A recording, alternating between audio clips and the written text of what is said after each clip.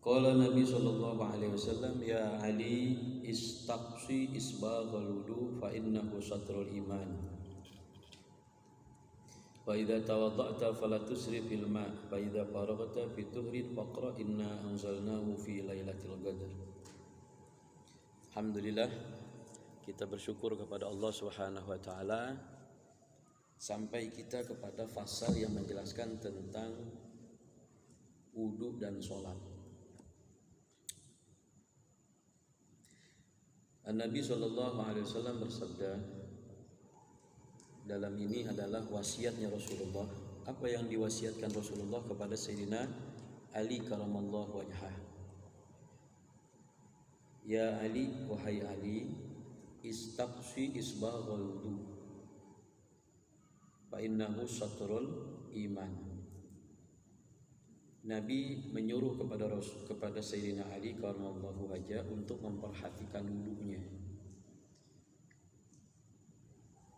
Ada apa di balik ibadah wudu ini sehingga Rasulullah memberikan perhatian lebih kepada Sayyidina Ali dan juga kepada kita umatnya agar senantiasa di dalam berwudu itu memperhatikan dengan sebaik-baiknya. Karena kaitan sah dan tidaknya diawali dengan tidak sah dan tidaknya sholat seseorang hamba itu diawali dengan wudu. Maka kita pun perlu memperhatikan apa saja yang benar-benar diperintahkan Rasulullah SAW tentang wudu sehingga wudu kita sah, wudu kita benar, wudu kita diterima, dan harapannya adalah sholat kita pun diterima sama Allah Subhanahu wa taala. Jangan sampai karena sebab wudu yang tidak kita perhatikan ternyata wudu kita tidak sah. Dampaknya adalah ibadah sholat kita itu sia-sia. Karena syarat daripada syarat sahnya sholat adalah sahnya wudu.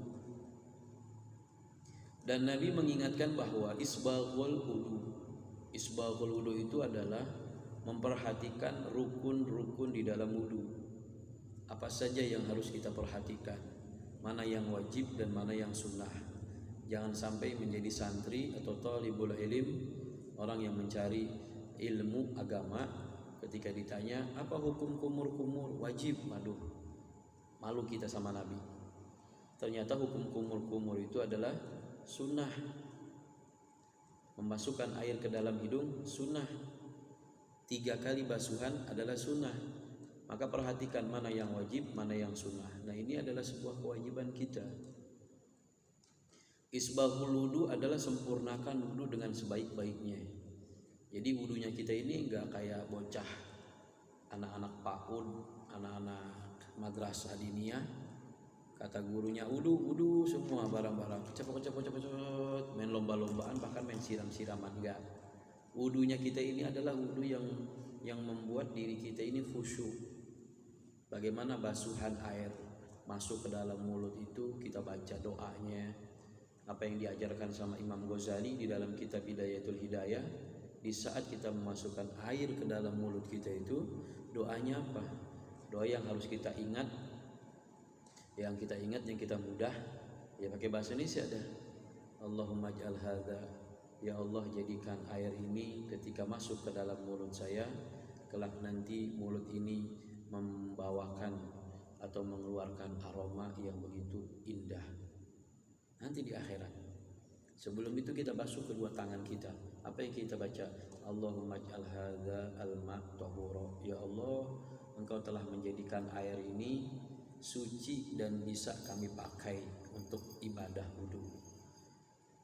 Nah, itu semuanya adalah doa, mulai kemudian hidung, kemudian membasuh muka, diawali dengan niat, kemudian basuhan tangan kanan dan kiri, kemudian mengusap rambut dan kepala, kemudian membasuh kaki kanan dan kaki kiri. Ini semuanya langkah-langkah agar kita ini senantiasa di dalam ibadah itu khusyuk.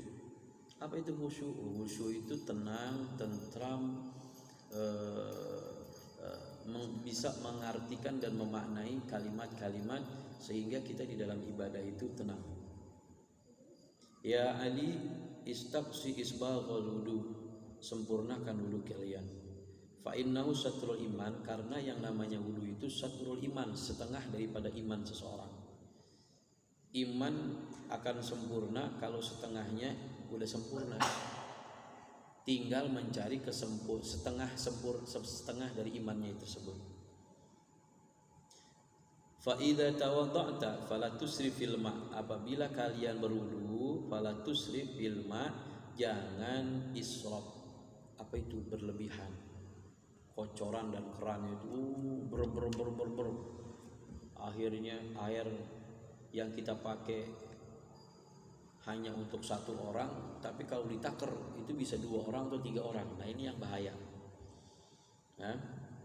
Karena israf itu adalah amalan syaitan, perbuatan setan yang selalu berlebih-lebihan.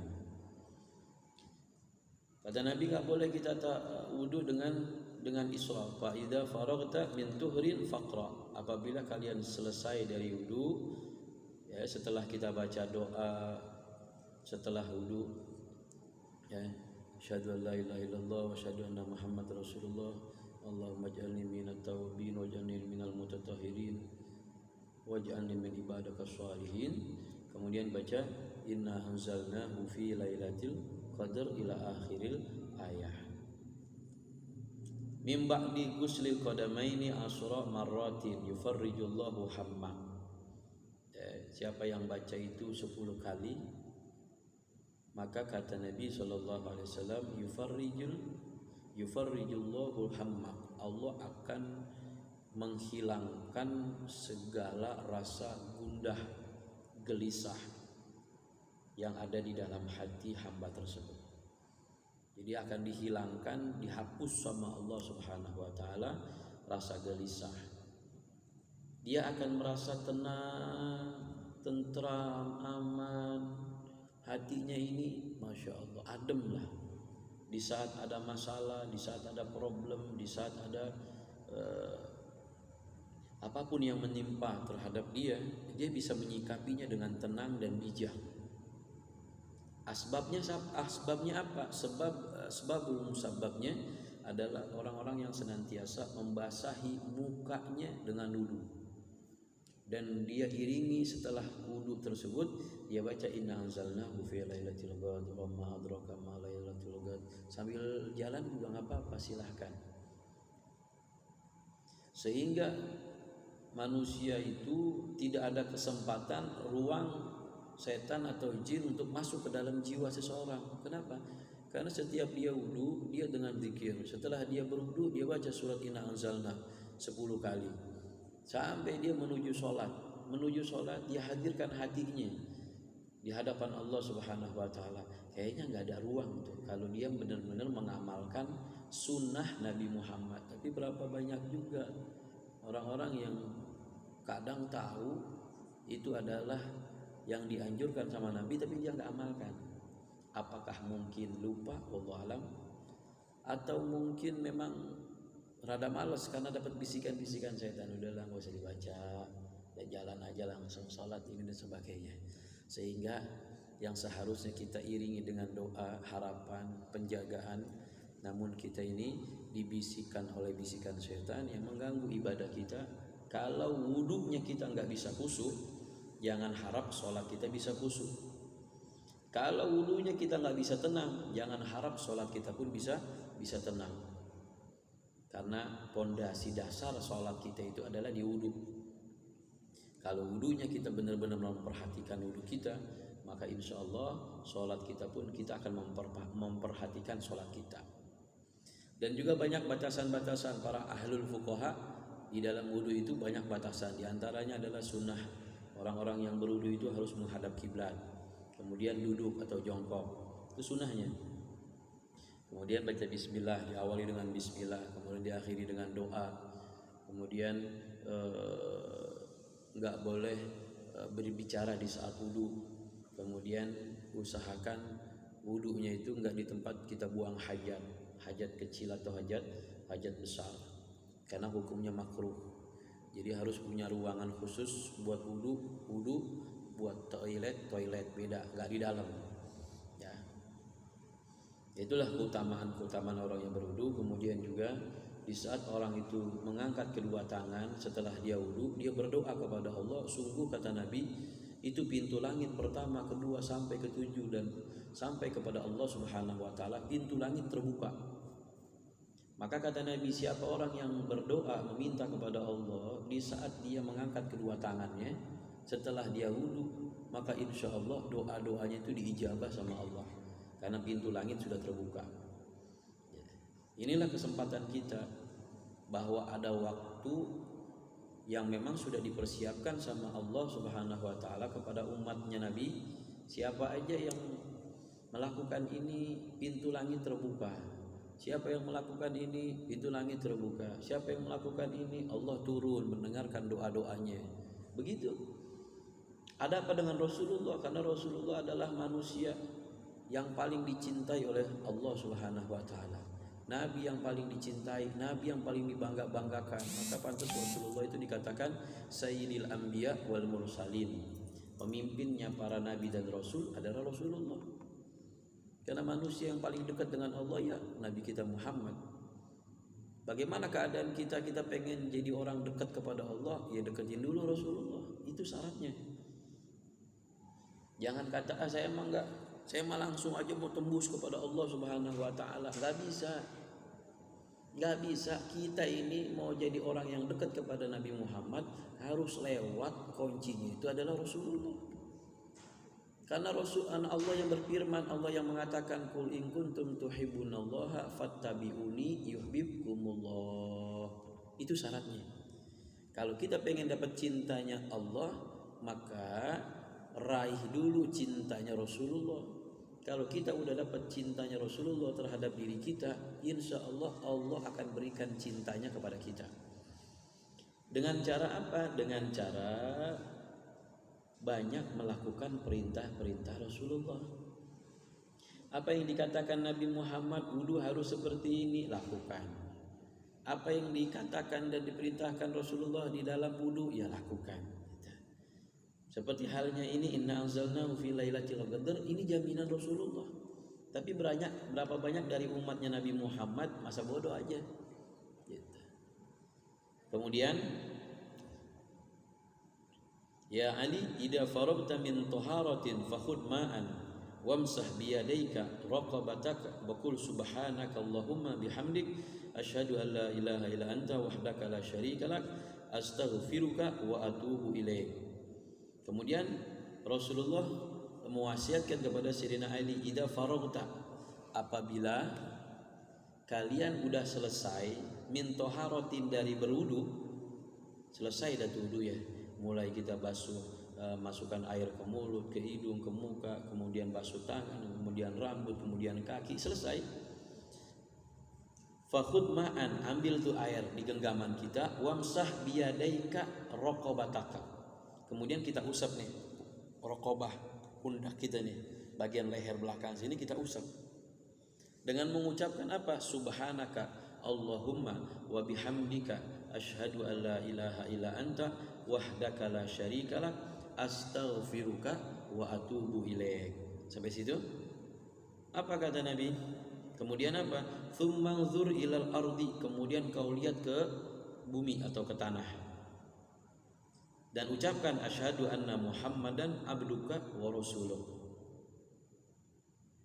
Ya, asyhadu anna Muhammadan abduka wa rasuluh. Kita ngelihat ke tanah dengan mengucapkan syahadat kepada Nabi bahwa Nabi adalah hambanya Allah dan juga rasulnya Allah. Fa inna man qala, siapa orang yang membaca doa ini, ghafarallahu lahu kulla shaghiratin wa kabiratin, Allah akan ampunin segala dosa yang kecil maupun yang besar. Lihat nikmatnya ajaran Nabi Muhammad yang Nabi sebutkan. Di saat kita habis selesai wudu, kemudian kita ambil air, kemudian kita usap ke bagian pundak atau belakang kita ini dengan mengucapkan subhanaka Allahumma wa bihamdika asyhadu an la ilaha illa anta wahdaka la syarika lak astaghfiruka wa atubu ilaik. Kemudian kita lihat ke tanah, asyhadu anna Muhammadan abduka wa rasuluh. Nambahin itu doang. Apa janji Rasulullah? Rasulullah akan berjanji, ghafarallahu kulla saghiratin wa kabiratin. Allah akan mengampuni hamba tersebut dosa yang kecil ataupun dosa yang gede. Ya Ali innal malaikah. Kemudian nasihat Rasulullah kepada Sayyidina Ali, ya Ali innal malaikata yastaghfiruna lil insan madama ala taharatin walam yuhdith. Bahwasanya para malaikat senantiasa meminta ampun kepada Allah Subhanahu wa taala. Kepada siapa? Lil insan, terhadap manusia, terhadap orang, madama ala taharatin, yang senantiasa selalu dalam keadaan suci, walam yuhdith, kalau dia belum hadas, dia masih punya wudu, itu malaikat ditugaskan oleh Allah Subhanahu wa taala. Coba lihat, siapa-siapa dari hamba-hambaku yang ketika dia duduk dia masih punya wudu, ketika dia berdiri dia masih punya wudu, 1 jam, 2 jam, 3 jam dia duduk masih dalam keadaan punya wudu, maka malaikat meminta kepada Allah, ya Allah ampunin dia, dia punya dosa, ampunin dia, dia punya maksiat, ampunin dia, dia punya salah, ampunin dia. Itu malaikat tugasnya cuma begitu doang, minta ampunan kepada Allah kepada orang-orang yang selalu menjaga wudunya. Kalau dia udah batal, maka malaikat lepas dari tugas itu.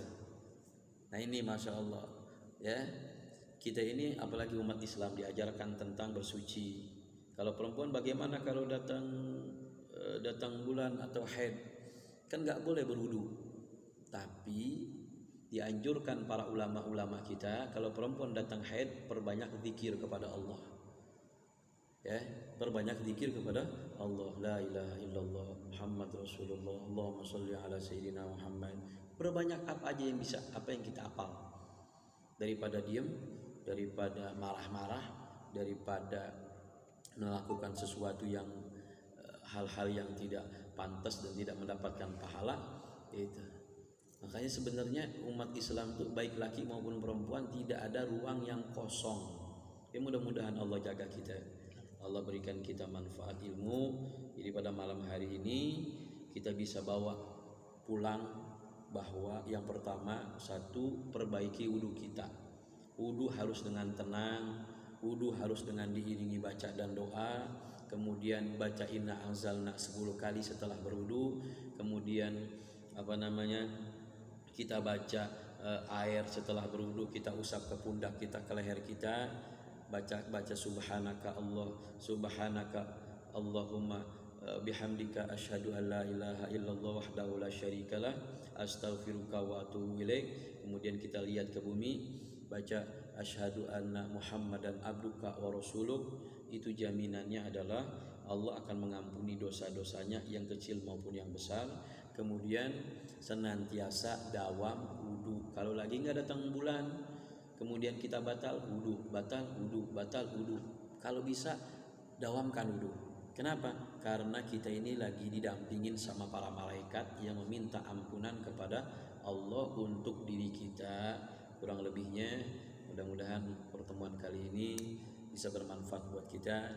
Setelah ini kita lanjuti tema yang sudah hampir 2 bulan kita nanti kita tunggu ya, karena harapan kita ini apa yang kita pelajari, apa yang kita pahami, yang kita dalami, tiada lain kecuali berharap semuanya bermanfaat.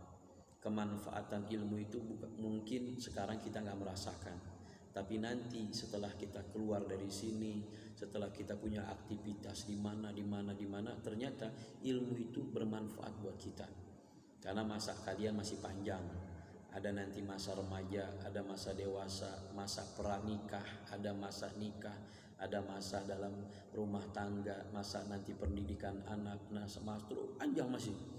Jadi bekal kita yang akan datang, apalagi di era digital seperti ini, kita harus pandai-pandai memanfaatkan digital yang kita punya, HP yang kita punya, media yang kita punya. Untuk apa? Untuk menyebarkan syiar agama Islam agar menjadi ladang pahala di hadapan Allah Subhanahu wa taala. Kurang lebihnya wallahul muwaffiq ila aqwamit thoriq. Assalamualaikum warahmatullahi wabarakatuh.